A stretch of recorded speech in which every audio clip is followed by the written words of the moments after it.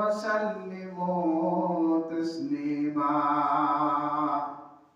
সবাই মহব্বতে দুরূদ ইব্রাহিম পড়ি اللهم صل على محمد وعلى آل محمد كما صليت على إبراهيم وعلى آل إبراهيم إنك حميد مجيد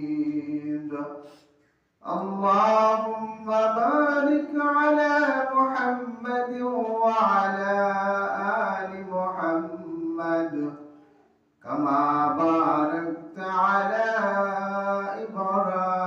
إبراهيم وعلى آل إبراهيم إنك حميد مجيد سبحانك لا علم لنا إلا ما علمتنا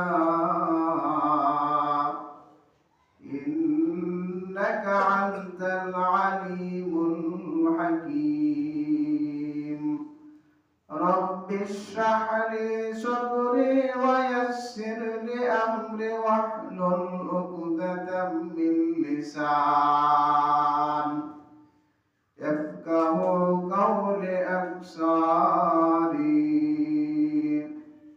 الحمد لمن قدر وخير خوالا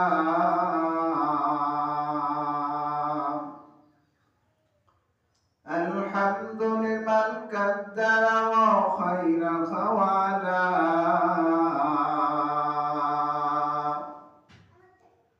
والشكر لمن سور حسنا وجوالا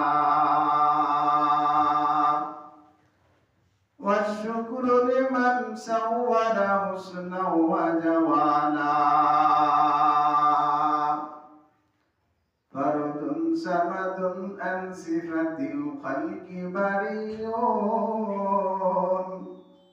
فرد سمد عن صفة الخلق بريء رب أزلي خلق خلق كمالا رب أزلي خلق خلق كمالا بلغ العلا بكماله كشف الدجى بجماله حسنت جميع خصاله صلوا عليه وآله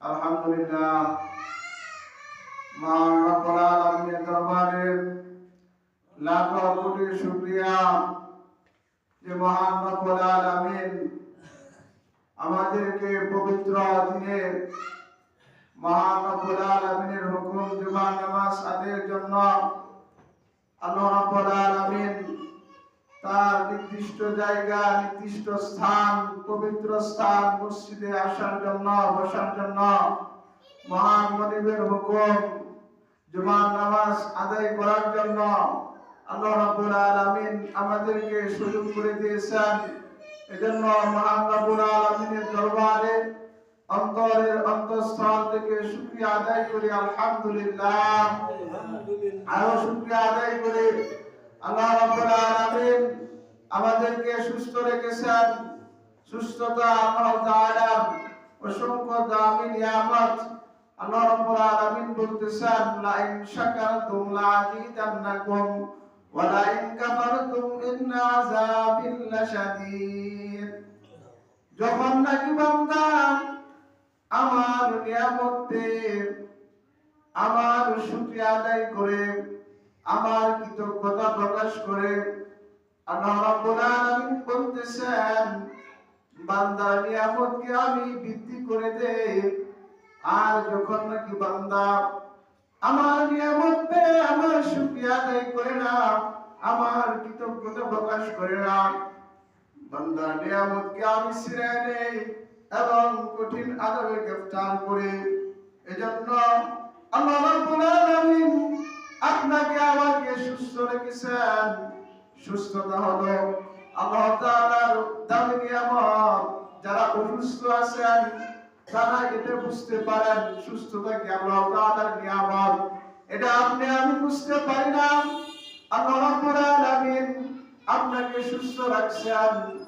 যদি আপনি অসুস্থ হতেন তাহলে বুঝতে পারতেন আল্লাহ রাব্বুল আলামিনের কত সুস্থতা নিয়ামত।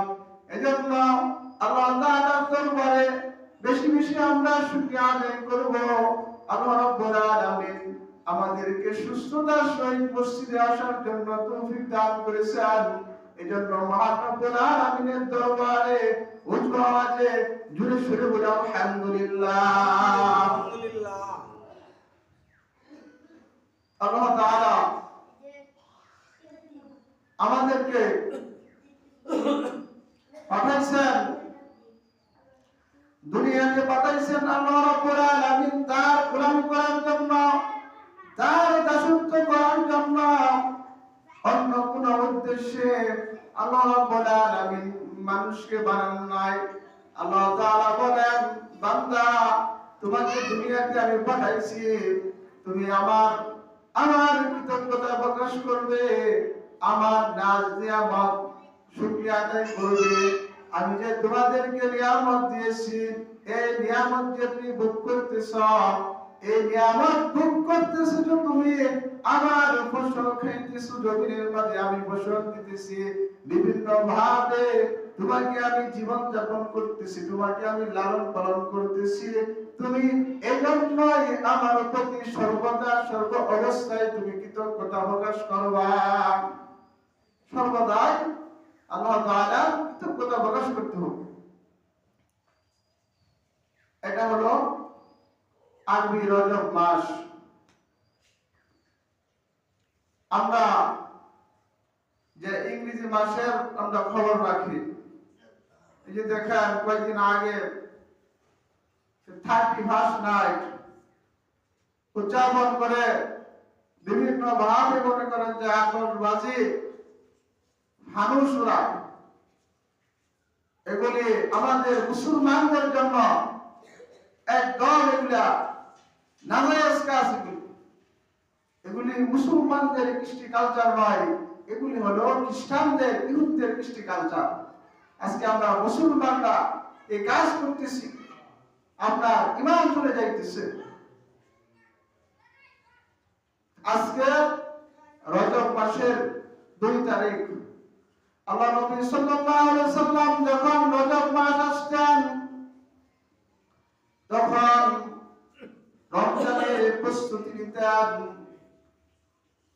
আল্লাহ নবী সাল্লাল্লাহু আলাইহি সাল্লাম রজব মাস আসলে তিনি এই দোয়া পড়তেন, আল্লাহুম্মা বারিক লানা ফি রজব ওয়া শাবান ওয়া বাল্লিগনা রমাদান। নবী করিম সাল্লাল্লাহু আলাইহি সাল্লাম যখন নাকি রজব মাস এসে যেত তখন তিনি এই দোয়া বেশি বেশি পড়তেন, আল্লাহুম্মা বাল্লিগ লানা, আল্লাহুম্মা বারিক লানা ফি রজব ওয়া শাবান। আল্লাহ তাআলা কি বলেন, আল্লাহুম্মা, হে আল্লাহ, আল্লাহুম্মা বারিক লানা, আল্লাহ আপনি বারাকাত দান করেন, ফি রজব ওয়া শাবান, রজব মাস এবং শাবান মাসে আমাদেরকে বারাকাত দান করেন। আল্লাহুম্মা বারিক লানা ফি রজব ওয়া শাবান ওয়া বাল্লিগনা রমাদান, আর আপনি আমাদেরকে রমজান মাস পর্যন্ত পৌঁছে দিন। এই দোয়া তিনি বেশি বেশি করতেন। তাহলে রজব মাস আমাদের আমল হলো, আল্লাহ নবী সাল্লাল্লাহু আলাইহি সাল্লামের হাদিস অনুযায়ী আমরা এই আমল করব। বেশি বেশি আমরা নামাজের পর এই দোয়া করব, আল্লাহুম্মা বারিক লানা ফি রজব ওয়া শাবান ওয়া বাল্লিগনা রমাদান। আল্লাহ রাব্বুল আলামিন আপনাকে এই রজব মাস এবং শাবান মাসে বরকত দান করবেন, আর যেন আল্লাহ রাব্বুল আলামিন আপনি আমাকে রমজান পর্যন্ত পৌঁছে দেন। নবী করিম সাল্লাল্লাহু আলাইহি সাল্লাম এই দোয়া করতেন। এই দোয়া আমরা বেশি বেশি করব। আর রজব মাসের ফজিলত হলো আল্লাহ নবী সাল্লাল্লাহু আলাইহি সাল্লাম হাদিসে পাক ইরশাদ করেন, রজব মাসের 27 তারিখ যে রোজা রাখবে আল্লাহ রাব্বুল আলামিন পূর্বের 60 মাস রোজা রাখলে যে সওয়াব হয় আল্লাহ রাব্বুল আলামিন তার আমলনামায় লিপিবদ্ধ করে দিবেন। এজন্য আমরা যাদের আমল করার ইচ্ছা আছে যে আমি আমল করব, আল্লাহ রাব্বুল আলামিনের কাছ থেকে আমি কৌশলে নেকি কামাই করব। দুনিয়া হলো হাসি তামসা খেলা করার জায়গা না। এটা আজকে আপনি দুনিয়াতে আপনি হাসি তামসা খেলা করে চালিয়ে দিতেছেন, দুনিয়াকে আপনি দুনিয়াই মনে করতেছেন না যে দুনিয়াতে আপনি আসছেন খাইবেন যাইবেন ঘুরবেন চলবেন ফিরবেন, আপনার কোনো হিসাব নাই।